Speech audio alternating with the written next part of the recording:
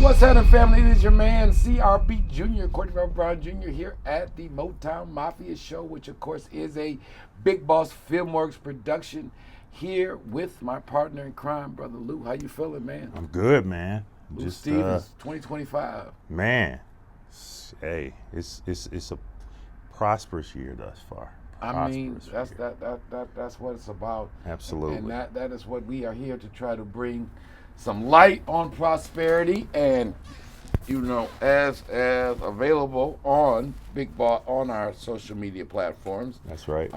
Is the financial freedom. Speaking of prosperity, That's a killer T-shirt. Financial man. freedom.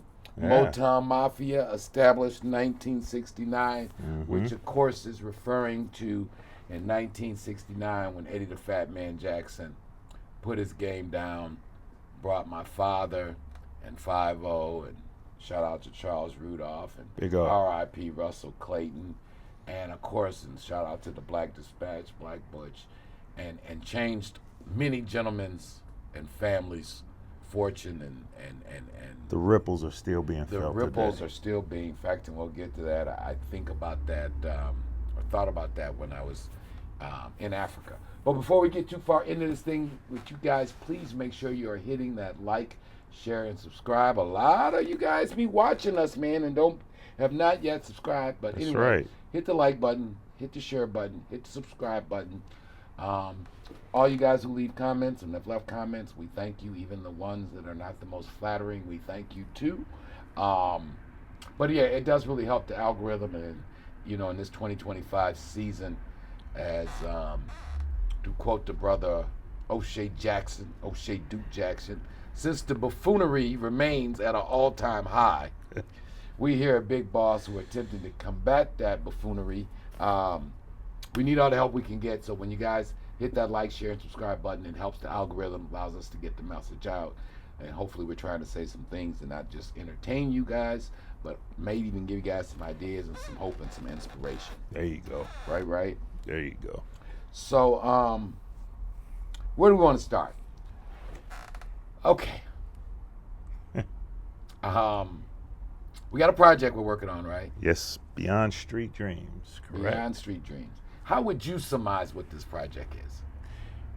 This project is a culmination of what happened from the beginning of the really the entirety of the hustle, but the transference of the hustle into legitimate business.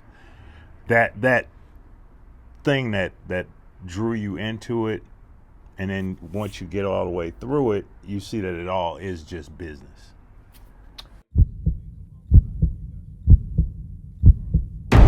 We never worried about getting caught by the local or state authorities. Our fear was always federal conspiracy case. Not even really a possession case. You weren't going to catch us with it. If the local cops can catch you, you're not very good, because the only people the local cops catch are people who are advertising they're doing wrong. But you got to understand that the level Pop and them was playing at, they wake up in the morning thinking about how to get away with their hustle. They go to bed at night thinking about how to get away with their hustle. They spend all afternoon rehearsing and going over how to get away with their hustle. It's not a hobby. Beyond Street Dreams. Documentary coming soon to Amazon Prime, Tubi, and Pluto TV. I think that last part you just said, I think is hopefully when you guys see this. I know we've been talking about it, you've been seeing the advertisements for it. We're really, really close. Yes. I'd say we're I don't know if we've rounded third base, but we are definitely at third base. We can see the finish line is in sight, and that perspective, as we were talking the other day, there are doctors who are bad people, there are lawyers who are bad people, there are dentists who are bad people. Yeah. You don't condemn the whole class of dentists because one dentist behaves really bad and does stuff to kids, right?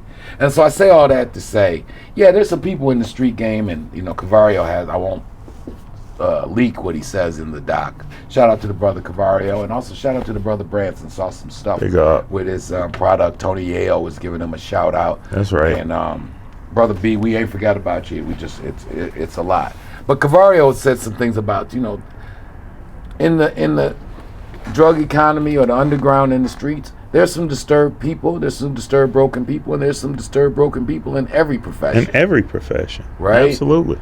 And in the end, the people who came from the Eddie Jackson tree carried the fat man's philosophy that in the end it was about the money, and it was about trying to live good, and it wasn't really about hurting people, it wasn't about disrespecting people, it was about people trying to change their financial situation. Yes. And give themselves some options in this world. That's right. And so we hopefully we convey that, and we don't candy coat it. We got a wide variety of people who participated in this project. And much thanks to all of you. Yeah, we shot some stuff in Miami, we shot some stuff in the Bahamas, we shot some stuff in New York. It's a lot. I think you guys are really going to get something out of it. But all of this started, of course, with the book. If you guys don't have it or have not read it, it is available on Amazon, and that is Motown Mafia: Memoirs of a Kingpin's Kid, Yep. Which led to the award-winning documentary, which is available on Amazon and Tubi and Pluto, which is Motown Mafia: The Story of Eddie Jackson and Courtney Brown. But when we first started pitching this thing, right, and we went out to Hollywood, and then we were getting interviewed on Fox 2, which you guys can see that interview, the Sherry Margolis interview on Fox 2 if you go in our archives. Sherry Margolis was like, the Cosbys meet the Sopranos. I really love that. Right? Yeah. But I was thinking, a lot of people may not know what the Cosbys are and the Sopranos nowadays, so we might have to update that hang tag, right? Literally been 3 generations since the Cosby Show. I mean, the Cosbys it's almost probably 40 years old. Almost. Yeah, the Cosbys went off the air, went into syndication when? What was it, like early 2000s? Early 2000s, something like that. Yeah. Right? But anyway, so those of you who don't know the Cosby Show with the famous, of course, Bill Cosby, we thought that at least our segment of it, and when I say our segment, the big man was living such a over-the-top life and traveling the world and with all of his wealth. But Pops, on a lot of ways, if you didn't know that he was the number 2 man in the largest drug ring in the city, you wouldn't have knew, because he was coaching Little League baseball and playing outside with the neighborhood kids and stuff that the media surely would never say. They're guys who are involved in the highest level of the international drug trade that actually do shit with the kids in the neighborhood and go bowling with his friends and shit like that. Right, exactly. Right. Living middle class, like Ozzie and Harriet type of existence. They don't know what Ozzie and Harriet is. Look at me. My age is showing. Give me another example. The Cosby Show. But then, if you want to come closer, what was the last good black family show that came out? That went out of style, but I don't know. The Upshaws. I don't know. What's the Upshaws? I don't even know. A Netflix sitcom, basically, family. Okay, so that was the Cosby side in our hang tag. The Bill Cosby was a doctor. His wife, Felicia Rashad, was a lawyer. They had kids. They stayed in Brooklyn Heights. They were living the upper middle class American life. And then we were like, that was kind of our household, right? And then there was the Soprano side of it, which has got some age on it now, too. Yes. But Tony Soprano was a big HBO back in the early 2000s. One of the biggest shows on HBO was a show called The Sopranos. And it was the story of this big time Italian gangster and his family. And on the outside, you would have thought that Tony, which was his front, was just a successful guy who owned a couple strip clubs, but of course he was a major head of a major Italian crime family. Yes. But I was thinking, though, if we do update the pitch, okay, to some stuff that people might be able to relate to right now. Okay. BMF meets the Fresh Prince of Bel-Air. Maybe. Yeah. Our situation was not like BFF. Shout out to all the BMF people again. Welcome home, Meech. congratulations on getting Pardon T, and to the whole BMF family.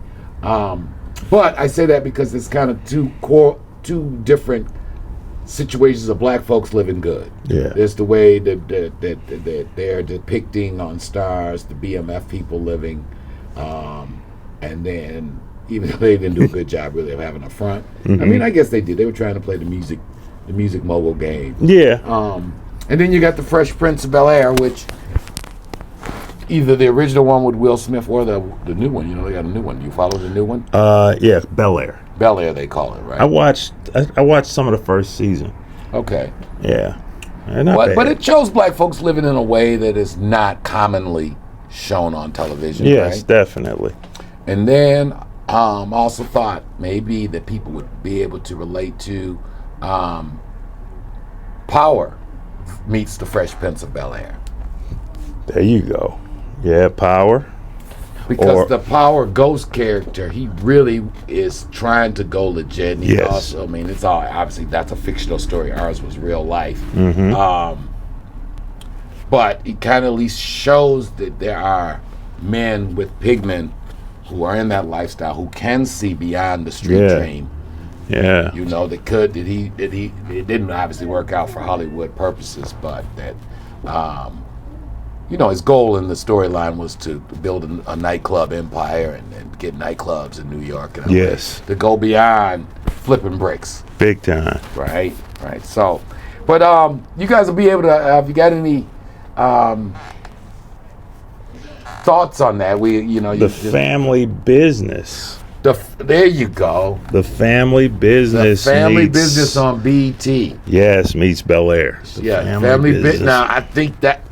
That's it, Lou. Yeah. That is, if we had to kind of crystallize it, it'd be BET series, The Family Business. There you go. Meets Bel-Air. Meets Bel-Air. There you have it. That's it. Yep. Okay, so if you guys do that, if you guys want to know what to expect in a real documented situation on Beyond Street Dreams, it is kind of showing a family that on one hand was the family business, the Duncan family. Absolutely. And then on another hand was the Bel-Air family. Was the Bel-Air family. Yeah. Absolutely. Yeah.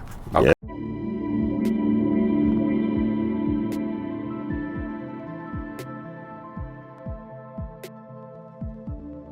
What's happening, family? It's your man, Courtney Robert Brown Jr. here at Big Boss Filmworks. Before we get started, make sure you hit the like and subscribe button.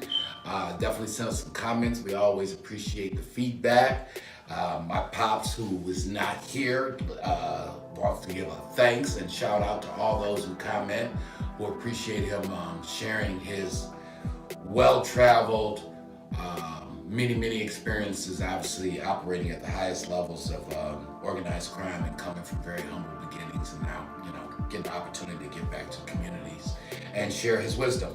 But with that said, when we first started this, me and my partner Lou, we were thinking of some hang tags, and we were dealing with a company out in the suburbs of Detroit. Shout out to Parliament Studios. Sergey, Dave, Jen, what up? We forgot about you guys. And I had come up with a hang tag at the time when we were just introducing what is now known to be, the Motown Mafia story. The story of Eddie Jackson, Courtney Brown, first guys really to rock the town in Detroit as far as hustling in the streets. About what my life was like when they were asking me and when people were trying to get me to unpack the story. And I was like, well, in a lot of ways, our family was like the Cosbys.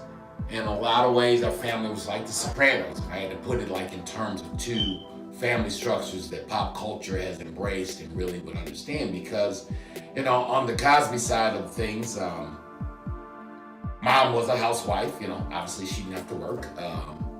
My dad on the surface, was my Little League baseball coach. Our house and Eddie's house, Eddie had a living-size swimming pool at his house. We had full court basketball at our house, ping pong tables and all that. All the amenities that you would expect in upper class suburban households, right? And all the neighborhood kids used to come around our houses, were kind of like recreation areas. So no one would think, Dad used to pass out candy at Halloween, even though there used to be a gun at the bottom of the Halloween bag. But beyond that, on the surface, he was just a regular, successful African-American businessman in the early 70s.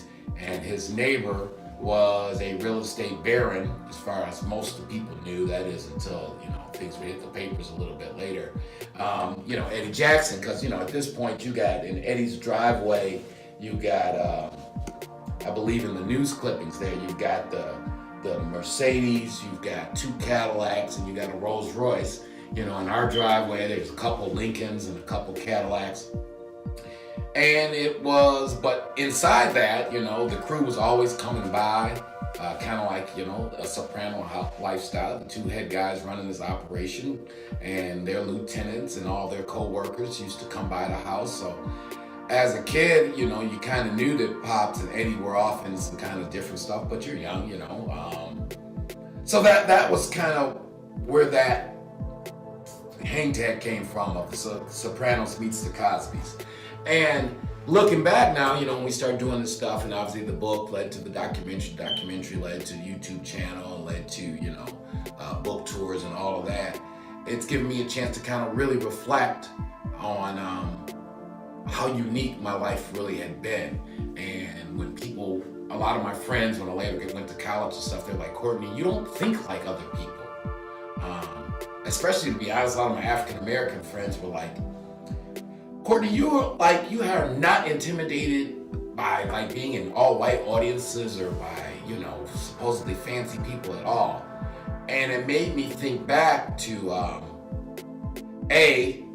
when we lived in Southville, it was the subdivision we lived in, Northland Gardens, was voted the trendiest or most in vogue subdivision of any suburb in America. So all the entertainment people of Motown music and all the big time celebrities and entrepreneurs were living out there. And to be honest, I don't know how many African American young men, outside of maybe me and Eddie Jr. and a few other, I guess, throughout, people similarly situated.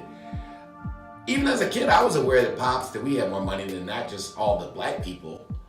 We had more money than all the white people too. I mean, and the white people that did have more money than us, they were, as a kid, their names were like Rockefellers or Kennedys. So, I look back, it wasn't until I got probably in my teens that I even fully understood that blacks were at the lower end of the American economic structure, right? Because all the black guys I saw growing up, none of them went and punched clocks. None of them went to work. Nobody was ever telling them what to do. They all dressed nice. They all drove nice cars. And they all kept big bankrolls of money. And we had a maid. It was an older African-American woman. And, she was making more than most. She was making more money than most of our neighbors. And it was funny because, she was a maid, but she didn't do a lot of work. But, she did keep the house really clean. But just a sweet woman. But when you grow up in that kind of environment, it does allow you to have a different kind of, you grow up with a different perspective on the world. You grow up, and I say this for everybody dealing with your kids, your environment will shape your worldview. So if you grow up if you see a lot of people winning, then you're going to expect to win in life yourself. And even if that's not your situation, that's why it's important to expose your kids as much as you can to different kind of things.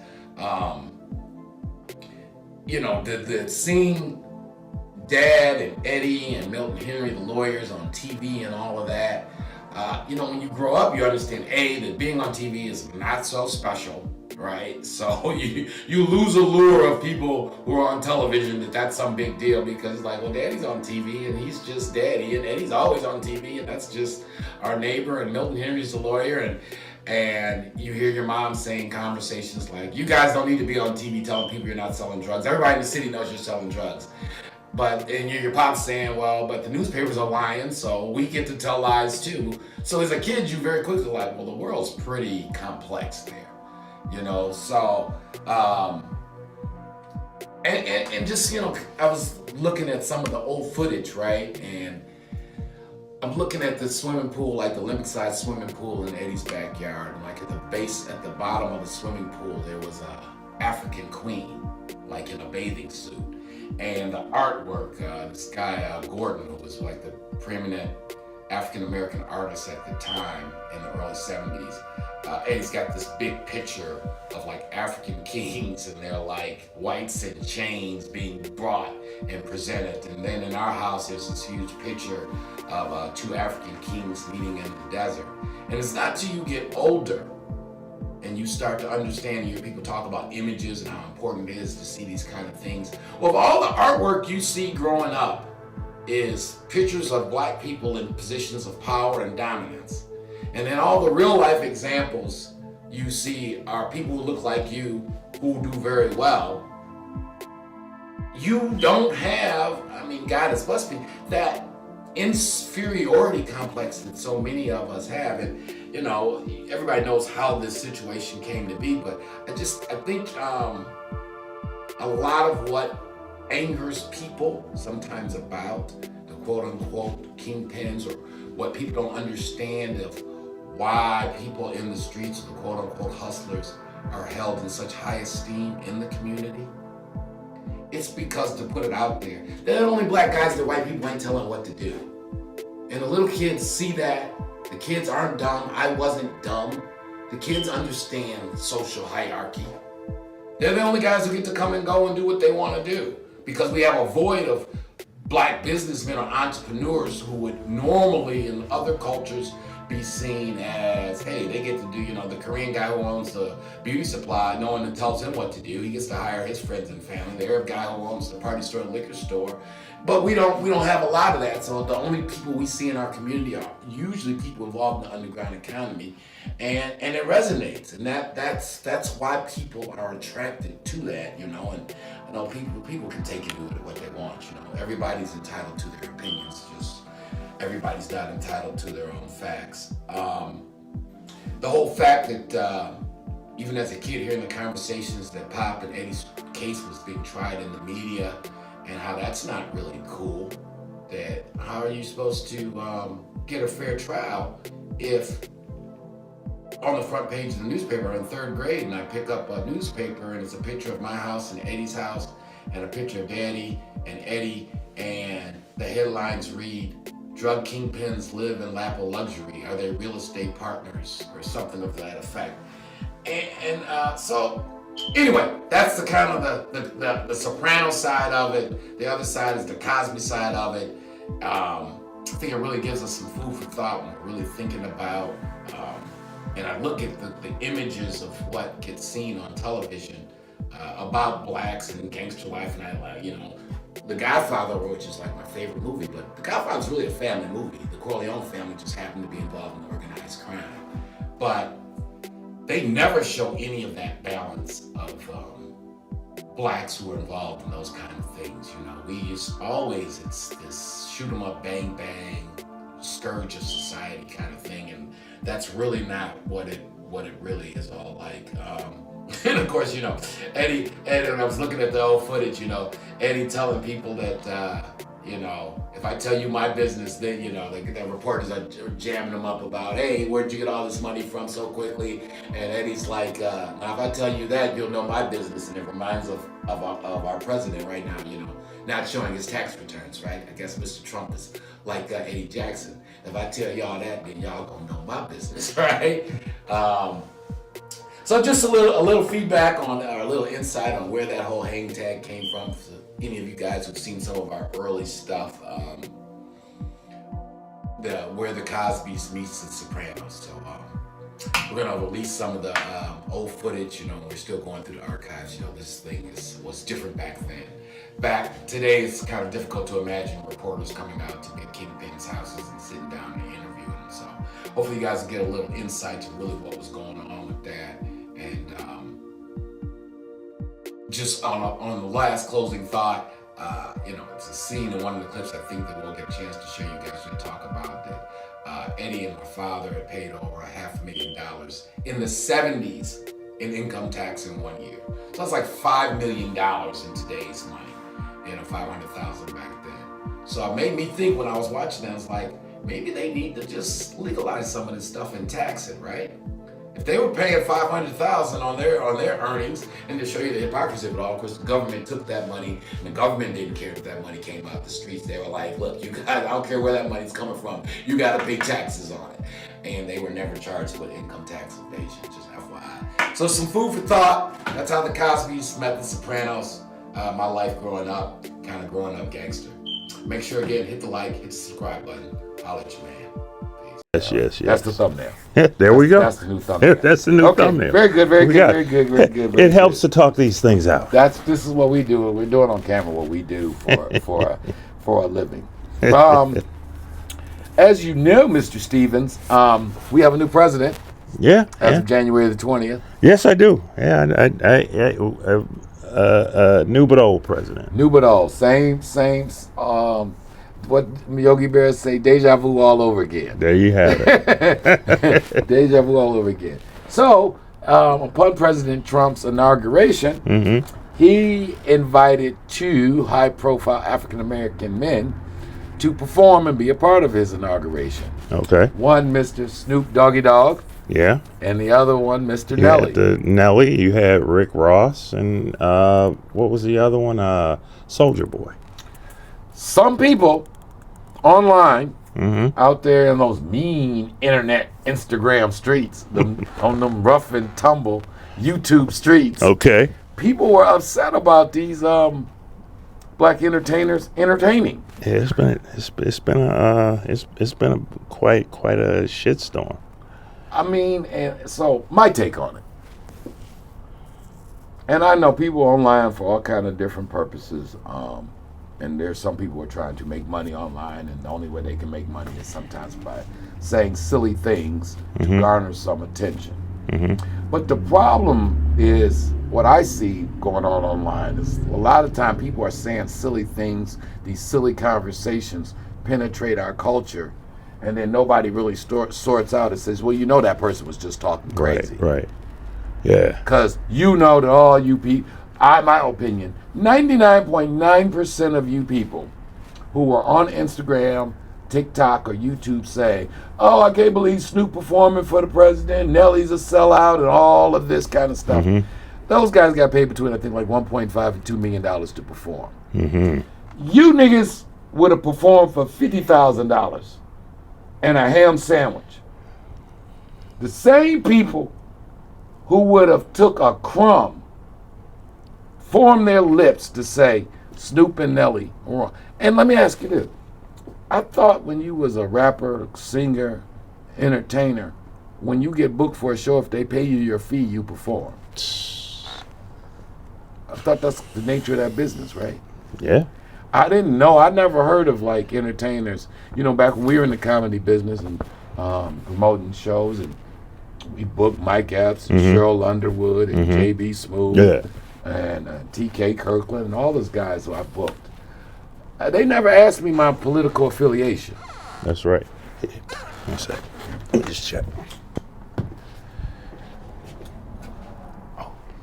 We good? Rolling. Yeah, just Hollywood. We have a lot of stuff going on when you. That'll get edited. Hollywood. That's right.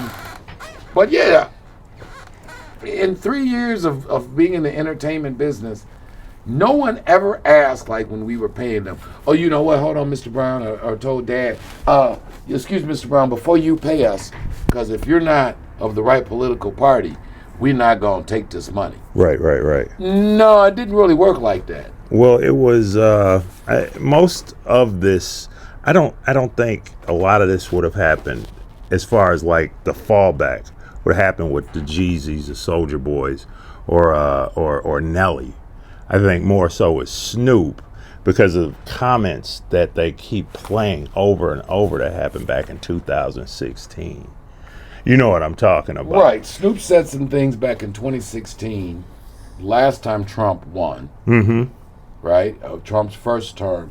And he did, and it's all, you can't take it back. He said that people who performed for Trump, it was all types of ragdoll, no good SOBs, yada. Yeah. Okay, so fast forward, that was 2016. That was 9 years ago, Right. almost a decade ago. Almost a decade ago. Since that time, Snoop has become one of the premier pitch people. When I say pitch people, those are people who do all kind of commercials and sponsors for different kind of products. T-Mobile, the Olympics. His brand is in a different Martha place Stewart, than the Martha whole- Stewart. Right, his brand is in a whole different place than it was in 2016. Right. When, in my opinion, he was talking that crazy broke nigga street corner shit. And I'm sorry, 2025, and reaching a milestone in age, I just don't have the patience to put lipstick on dumb shit. Us glamorizing ignorant street corner shit philosophies, it ain't a good look, fam. And when in 2016, Snoop was talking like a guy who had never left South Central LA. And we patted him on the back for talking like a fool. Well, fast forward 2025. These are my opinions. These are not even necessarily the opinions of Big Boss Filmworks. This is of a board member of Big Boss talking. But now he's got a really big brand. He's got a wife. He's got children. He's got grandchildren. But I think about, just personally, in my own personal take on it, one incident you play for, one show, and that to some people they completely discredit your entire everything else you did because of one show. I just don't. That part I don't. I don't approve of. Do you remember there was a restaurant right there on Outer Drive and Livernois? On Livernois, right at the Outer Drive, it was called 1940.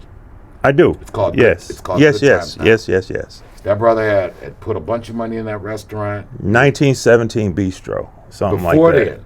Oh, okay. Before it was I didn't know that. Okay. Well, maybe it was either 1940 or 1970. I think it was It was like 1970 and 1940, something like that. Well, you know why he went out of business? Why?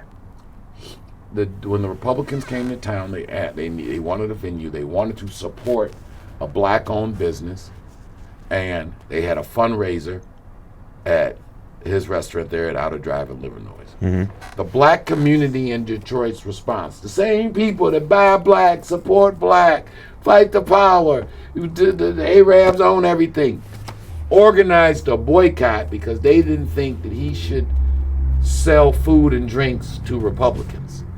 His business is to sell food and drinks to people, not just Democrats, not just independents.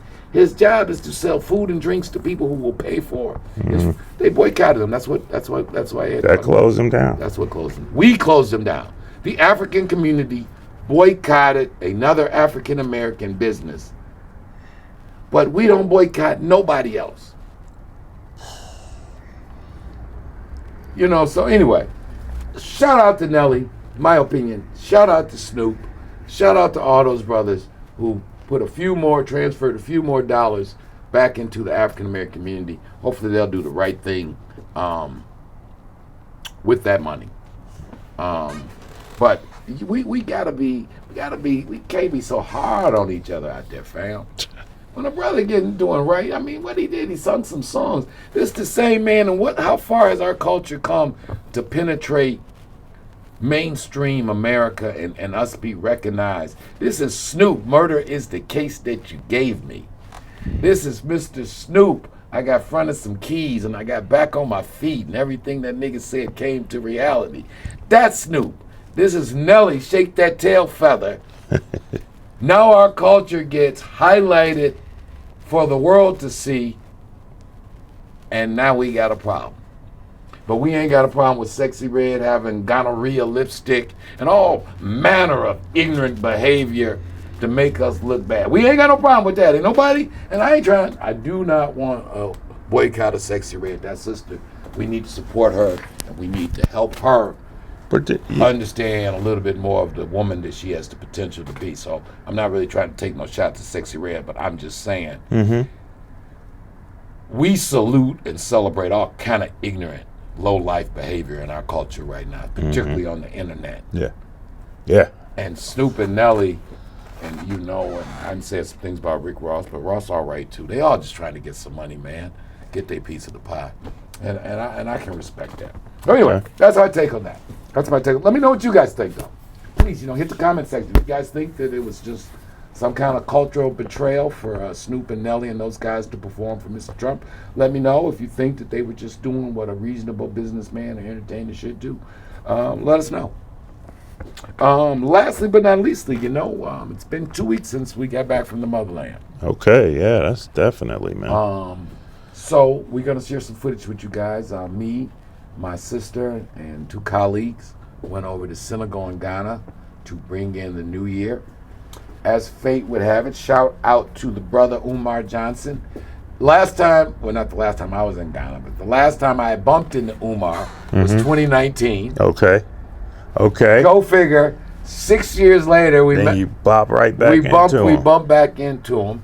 The thing was, brother Umar, and I said my piece on Umar. If you guys go in the archives, I got a whole thing about Umar and the school and all that. But the summation of it, if you've never seen that post, was that I think Umar does more good than bad for the culture.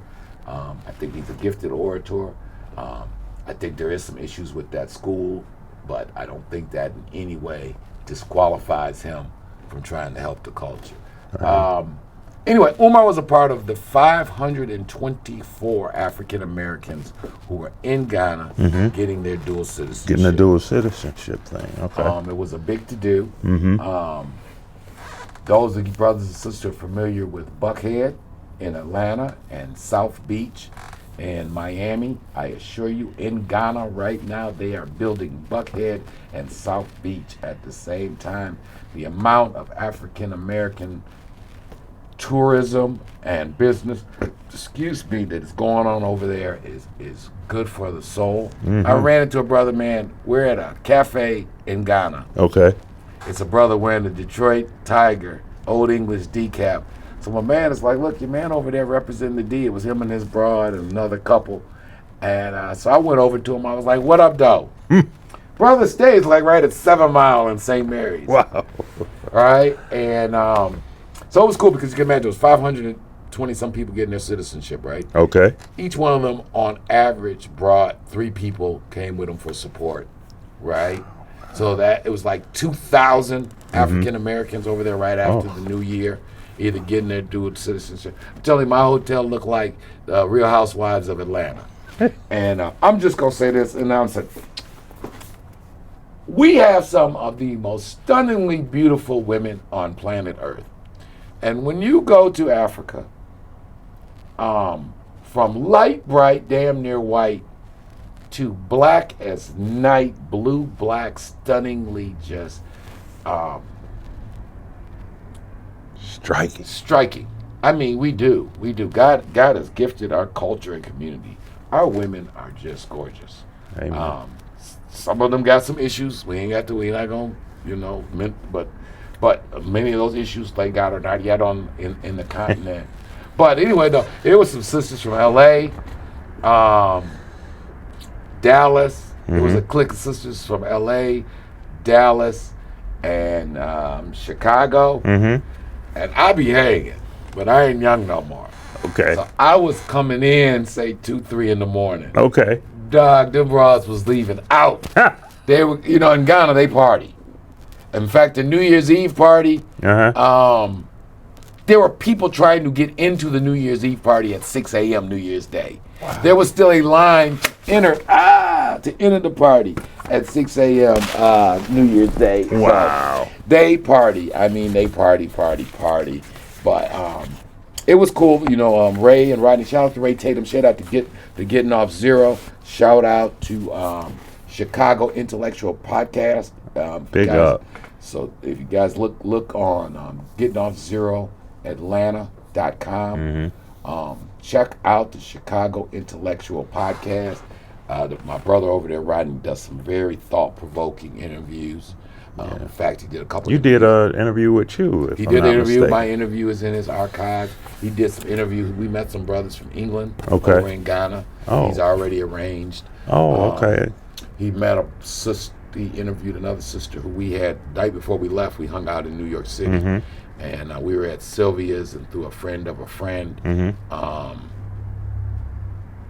She's actually gone her way to Ethiopia. There's a lot of stuff going on, man. Brothers and sisters, it ain't all. It's A lot of brothers and sisters doing some really remarkable things on planet Earth right now. That's right. She's on her way over to Ethiopia because the Ethiopian government is about to launch a program to give land to African Americans. Yeah. And anybody, I'm just saying, fellas, if you know anything about, if you like pretty women, I'm just saying, if you Ethiopia, Oh, come on. Lord, help me. I know from my experiences in you Toronto. Speaking of that, you know the pretty woman who plays Bumpy Johnson's wife on Godfather of Harlem? Yes, sir. You know she's from Ethiopia. Oh, okay. Yeah, okay. She's from a model from Ethiopia. Oh, wow. Yeah, She's, beautiful woman. And they make them by the dozen, by the baker's dozen over there like that. So anyway, enough of that. We ain't gonna get charged. They got words for misogynist. Objectifying. Not objectifying. We are not doing any of those. We are just simply. We are appreciating. We are appreciating the absolute gift of God that women are. But yeah, we have to throw them some of that footage. Okay. Share the trip with them. Yes. We got to get over there and do a project, man. Got to get over there and do a project because the film scene is starting to burgeon out there. Big time.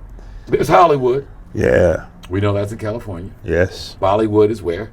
That's in India. Right. Absolutely. Nollywood is in Nigeria. And do you know Nollywood has surpassed Bollywood as far as revenues being produced? I can believe it because I have Netflix and I see how much of the Nigerian content. and it's good content. And it's very good content, good stories. So we're gonna keep this thing going. We are far from the end of the road here at Big Boss Filmworks. In fact, in many ways, we are just starting. Yep, absolutely. Tell them about. You got a poster over there before we get out of here. Yeah, definitely. Check out Karen Knocks Out Cancer, my mother's journey, 32-year journey with cancer. Survived 6 bouts of cancer, no chemo, no radiation. And the book is a testament to the human spirit. The indomitable human spirit. All day. And we're going to be doing a special on the ebook because we want some reviews. If you read like a chapter or two, we need your reviews, and I'm going to put that down in the comments, and you'll see what the promotion is. Awesome. Yeah, check that out. Again, Beyond Street Dreams coming.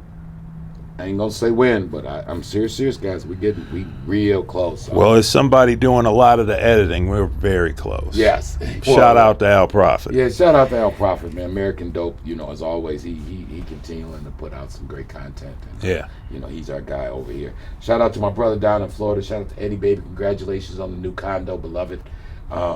Keep doing what you're doing. That's Real True Street Crimes. Shout out to everybody for the Happy New Year's we did. And shout out to KK. Shout out to Skip. Shout out to Pep. Shout out to Black Butch. Shout out to Peas. Big up to Luxmar, Pep's son with the merch. Yeah. Shout out to the Halal Cafe, brother Akbak. Never forget you. That's right.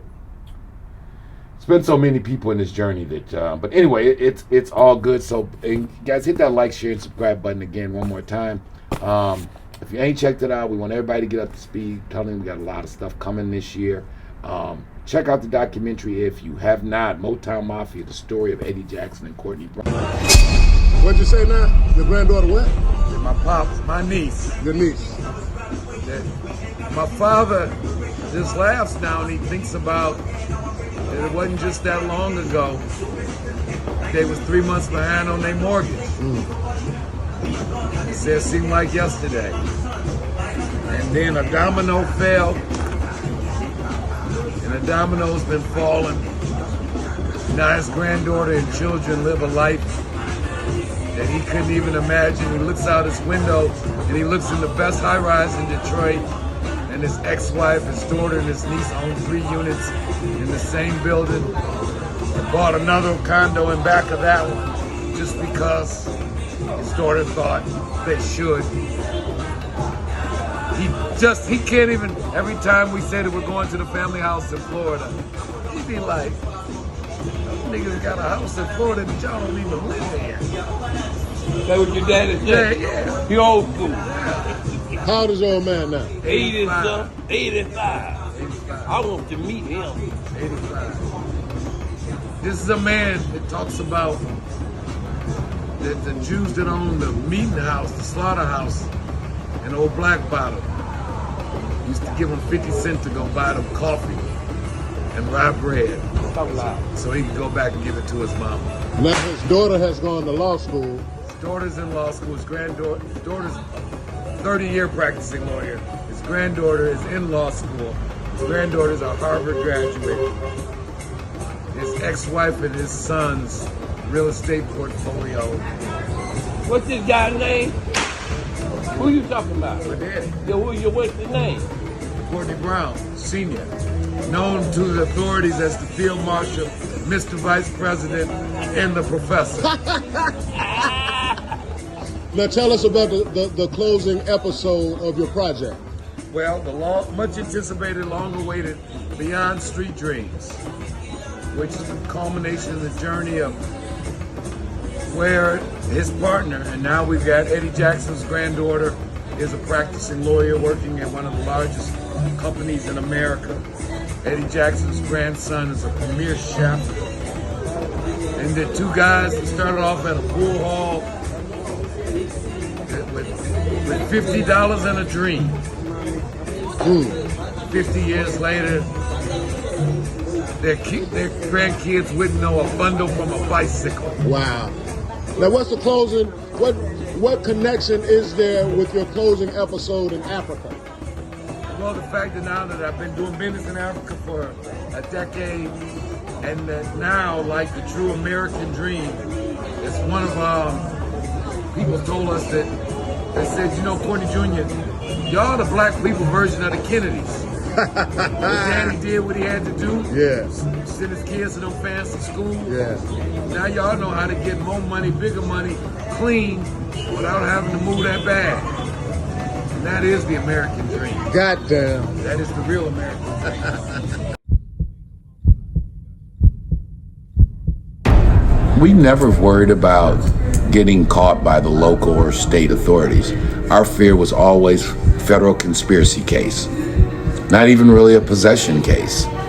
You weren't going to catch us with it. If the local cops can catch you, you're not very good, because the only people the local cops catch are people who are advertising they're doing wrong. But you got to understand that the level Pop and them was playing at, they wake up in the morning thinking about how to get away with their hustle. They go to bed at night thinking about how to get away with their hustle. They spend all afternoon rehearsing and going over how to get away with their hustle. It's not a hobby. Beyond Street Dreams. Documentary coming soon to Amazon Prime, Tubi, and Pluto TV.